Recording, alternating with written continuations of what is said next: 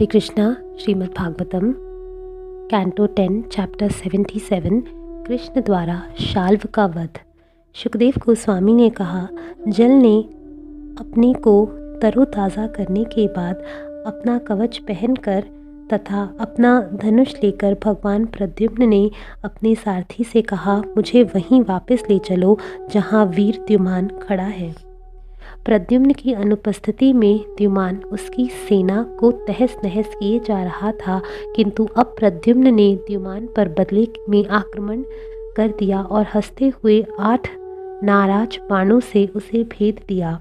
इन बाणों में से 4 से उसने द्युमान के 4 घोड़ों को, 1 बाण से उसके सारथी को तथा 2 अन्य बाणों से उसके धनुष तथा रथ के झंडे को और अंतिम बाण से द्युमान के सिर पर प्रहार किया।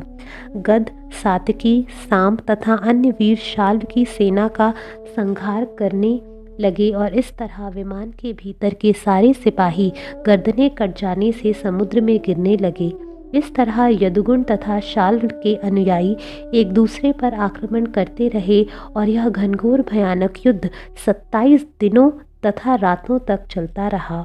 धर्मपुत्र युधिष्ठिर द्वारा आमंत्रित किए जाने पर भगवान कृष्ण इंद्रप्रस्थ गए हुए थे।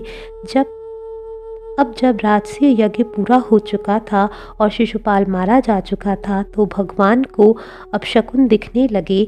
अतः उन्होंने कुरुवंशी बड़े बूढ़ों तथा महान ऋषियों से एवं अपनी बुआ पृथा तथा उनके पुत्रों से भी विदा ली और द्वारका लौट आए।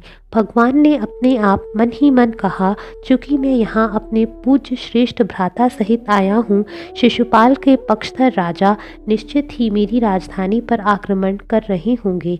सुखदेव गोस्वामी ने कहा, द्वारका पहुँचने पर उन्होंने देखा कि लोग किस तरह विनाश से भयभीत हैं और शाल्व तथा उसके सौभ विमान को भी देखा। तो केशव ने नगरी की सुरक्षा के लिए आयोजना की और फिर दारुक से निम्नवत बोले। भगवान कृष्ण ने कहा, हे सारथी, शीघ्र ही मेरा रथ शाल्व के निकट ले चलो। यह सौपपति शक्तिशाली जादूगर है, तुम उससे विमोहित नहीं होना। इस तरह आदेश दिए जाने पर दारुक ने भगवान के रथ की रास संभाली और उसे आगे हाँका। ज्यों ही रथ युद्धभूमि में प्रविष्ट हुआ तो वहां पर उपस्थित शत्रु तथा मित्र हर एक की गरुड़ के प्रतीक की ओर दृष्टि पड़ी। जब नष्ट प्राय सेना के स्वामी शाल्व ने कृष्ण को पास आते देखा तो उसने भगवान के सारथी पर अपना भाला फेंका। यह भाला युद्धभूमि से होकर उड़ते हुए भयावह गर्जना कर रहा था।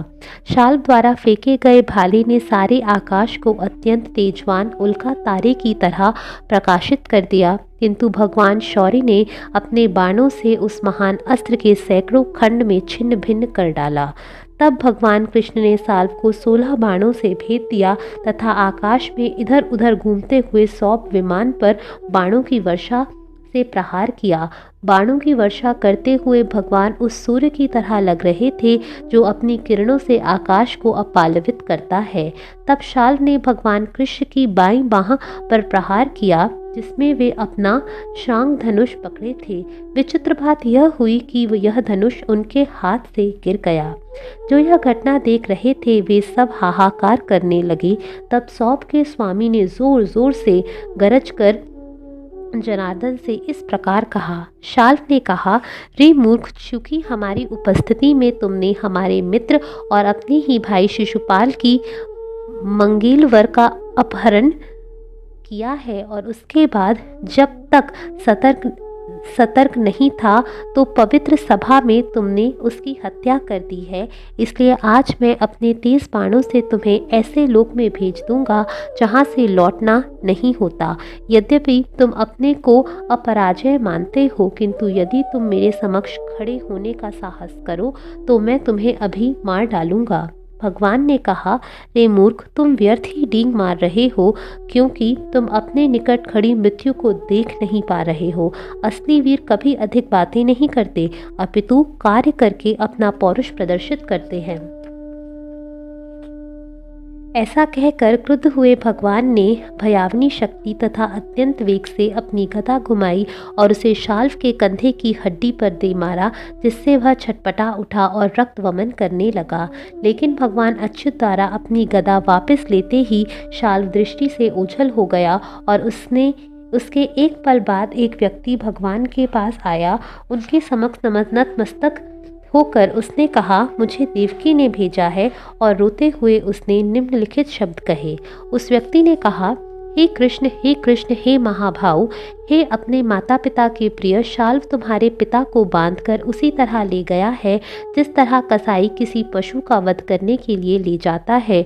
जब उन्होंने यह शुभकारी समाचार सुना तो सामान्य मनुष्य की भूमिका निर्वाह कर रहे भगवान कृष्ण ने खेद तथा करुणा व्यक्त की और अपने माता पिता के प्रति प्रेमवश उन्होंने सामान्य बद्ध जीव जैसे शब्द कहे। भगवान कृष्ण ने कहा, बलराम सदैव सतर्क रहने वाले हैं और कोई देवता या असुर उन्हें पराजित नहीं कर सकता, तो यह क्षुद्र शाल्व किस तरह उन्हें पराजित करके मेरे पिता का अपहरण कर सकता है। निसंदेह भाग्य सर्वशक्तिमान होता है। जब गोविंद ने ये शब्द कह चुके तो भगवान के समक्ष वसुदेव जैसे दिखने वाले किसी पुरुष को लेकर 100 पति पुनः प्रकट हुआ। तब शाल्व ने इस प्रकार कहा। शाल्व ने कहा, यह रहा तुम्हें जन्म देने वाला तुम्हारा पिता, जिसके लिए तुम इस जगत में जीवित हो। अब मैं तुम्हारी आंखों के सामने इसका वध कर दूंगा। रे मूर्ख, यदि तुम इसे बचा सकते हो तो बचाओ। इस प्रकार भगवान की हंसी उड़ाकर जादूगर शाल्व अपनी तलवार से वसुदेव का सिर काटता हुआ प्रतीत हुआ।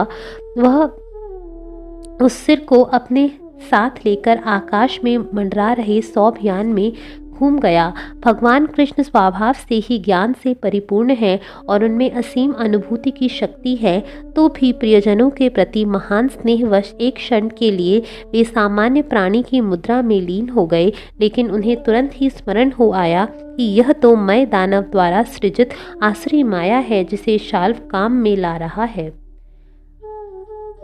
अब असली परिस्थिति के प्रति सतर्क भगवान अच्युत ने अपने समक्ष युद्ध भूमि में ना तो दूत को देखा, ना अपने पिता के शरीर को। ऐसा लग रहा था मानो वे स्वप्न से जागे हों। तब अपने शत्रु को अपने ऊपर सौभयान से उड़ता देखकर भगवान ने उसे मार डालने की ठानी। हे राजर्षि, यह विवरण कुछ ऋषियों द्वारा दिया हुआ है, किंतु जो इस तरह अतार्किक ढंग से बोलते हैं वे अपने ही पूर्ववर्ती कथनों को भुलाकर अपनी ही बात काटते हैं। भला शोक, मोह, स्नेह या भय जो कि अज्ञान जनित है, किस तरह से अनंत भगवान को प्रभावित कर सकते हैं, जिनकी अनुभूति, ज्ञान तथा शक्ति सारे के सारे भगवान की तरह ही अनंत है। भगवान के भक्तगण भगवान के चरणों पर की गई सेवा से प्रबलित आत्म साक्षात्कार के कारण देहात्म बुद्धि को दूर कर देते हैं, तो अनंत काल से आत्मा को मोहग्रस्त करती रही है। इस तरह वे उनकी निजी संगति में नित्य कीर्ति प्राप्त करते हैं। तब भला वे परम सत्य जो कि समस्त विशुद्ध संतों के गंतव्य हैं, मोह के वशीभूत कैसे हो सकते हैं। जब शाल्व बड़े वेग से उन पर अस्त्रों से की झड़ी लगाए हुए था, तो अमोघ पराक्रम वाले भगवान कृष्ण ने शाल्व को अपने बाण छोड़े, जिससे वह घायल हो गया और उसका कवच, धनुष तथा मुकुट का मणि ध्वस्त हो गए। तब उन्होंने अपनी गदा से अपने शत्रु के सौभयान को छिन्न भिन्न कर डाला। भगवान कृष्ण की गदा से हजारों खंडों में चूर चूर हुआ 100 विमान समुद्र में गिर गया। शाल्व ने इसे छोड़ दिया और पृथ्वी पर खड़ा हो गया। उसने अपनी गदा उठाई और भगवान अच्युत की ओर लपका। जब शाल्व उनकी ओर झपटा तो भगवान ने एक भाला छोड़ा और उसकी उस बाह को काट दिया जिसमें गदा पकड़ी थी। अंत में शाल्व का वध करने का निश्चय करके भगवान कृष्ण ने अपना सुदर्शन चक्र उठाया, जो ब्रह्मांड के प्रलय के समय दिखने वाले सूर्य जैसा लग रहा था। तेज से चमकते हुए भगवान उदयाचल जैसे प्रतीत हो रहे थे, जो उदय होते सूर्य को धारण करता है। भगवान हरि ने अपने चक्र का इस्तेमाल करते हुए उस महान जादूगर के सिर को कुंडलों तथा किरीट सहित विलग कर दिया।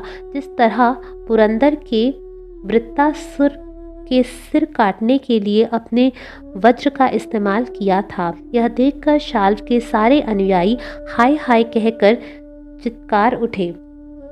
अब पापी शाल्व के मृत हो जाने तथा उसके 100 यान के विनष्ट हो जाने से देवताओं द्वारा बजाई गई दुगदुगियों से आकाश गूंज उठा। तब अपने मित्र की मृत्यु का बदला लेने की इच्छा से दंतवक्र ने बहुत कुपित होकर भगवान पर आक्रमण कर दिया। हरे कृष्णा।